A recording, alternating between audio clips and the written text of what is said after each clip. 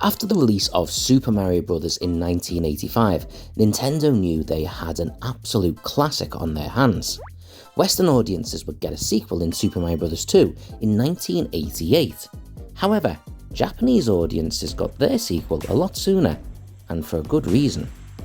Hello there, welcome to saberduelgaming, where we always take the high ground, and welcome to our retro review of Super Mario Bros. 2, The Lost Levels. What was titled Super Mario Bros. 2 in Japan, and when it was eventually released in the UK, America and the West in general, was called Super Mario Bros. The Lost Levels, is visually identical to the original Super Mario Bros. Game.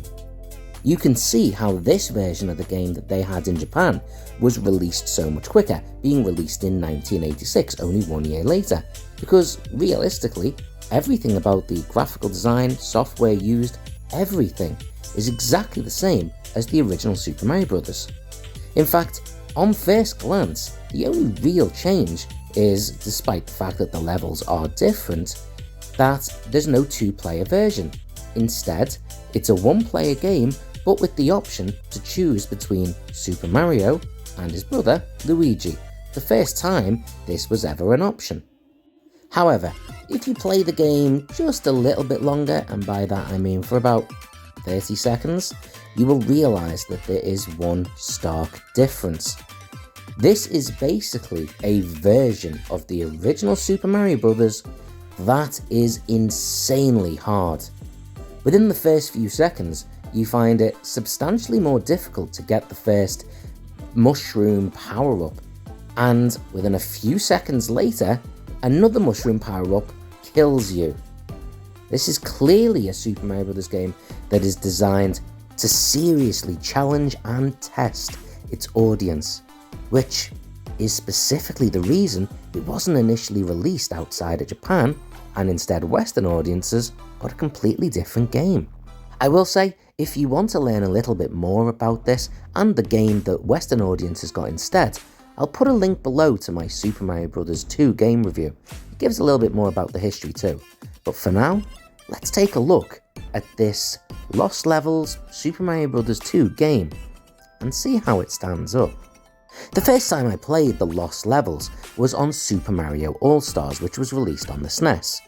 Obviously, it had been graphically improved in the same way the other games had, but I very quickly realised that this was a game that, unlike most Mario games that gradually eased you in, this did not. It assumed you had already completed Super Mario Bros.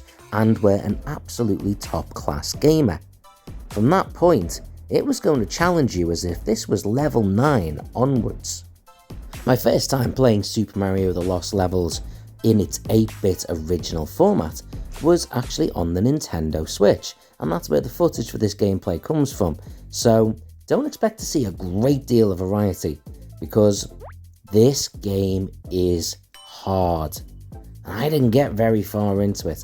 This is one of the most challenging games I've ever played, and that comes from someone who is pretty much a veteran at Mario Bros. Games.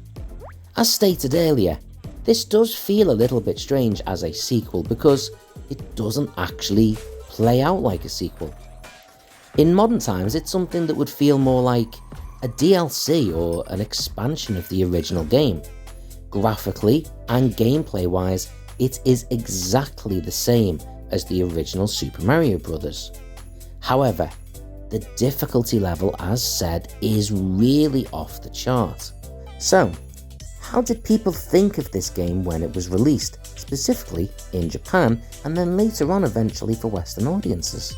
Well, it is surprisingly difficult to find any ratings for the game on its release in Japan. However, it did top the Nintendo or Famicom charts at the time, and ended up selling 2.5 million copies, so it was certainly successful financially, regardless of how well it was reviewed. When it was eventually released in the West, both as an 8-bit cartridge and the version on Super Mario All-Stars, which was 16-bit, its reception was very mixed. Some found the classic graphics and similarity to an all-time favourite to be something they truly enjoyed, whilst others considered that lazy and unoriginal. Some found the difficulty level to be a great challenge, whilst others, well, clearly hated it and considered it borderline sadistic. Overall, it seemed that Nintendo actually made the right decision not releasing it in the West, especially not at a time when the games market was only starting to recover, partly due to the success of the original Super Mario Bros.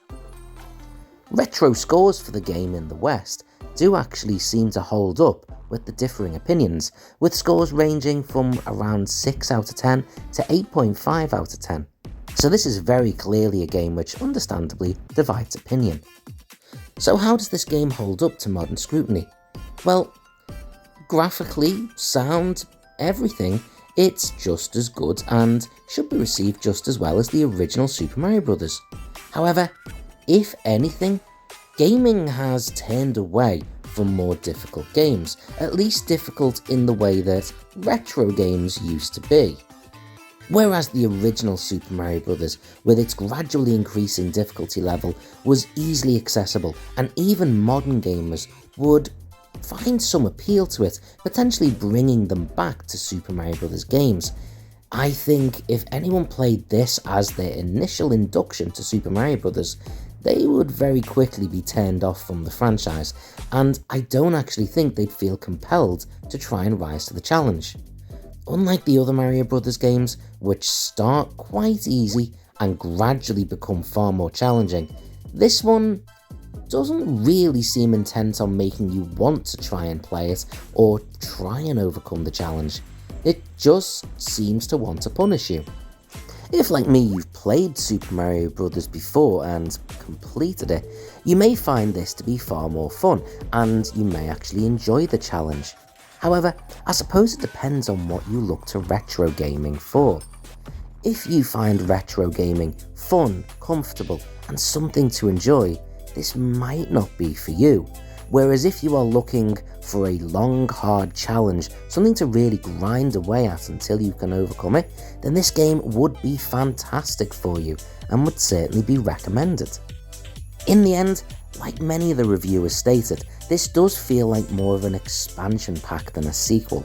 As a sequel, I'd consider it quite poor, but it's still a really good challenge, and there's no right or wrong way to review it. Giving Super Mario Bros. 2 or The Lost Levels a rating was really difficult, but in the end I settled with 7 out of 10. It would be completely understandable to give it a 6 out of 10, it would completely be understandable to give it an 8 out of 10. A lazy and unpleasantly punishing sequel, or a faithful and challenging follow-up. It's neither and both. However, what's undeniable is that it is a unique piece of both Mario and gaming history, and regardless of how you consider the game, it's definitely worth taking a look at. But what do you think? Comment below, let me know, and until next time, take the high ground.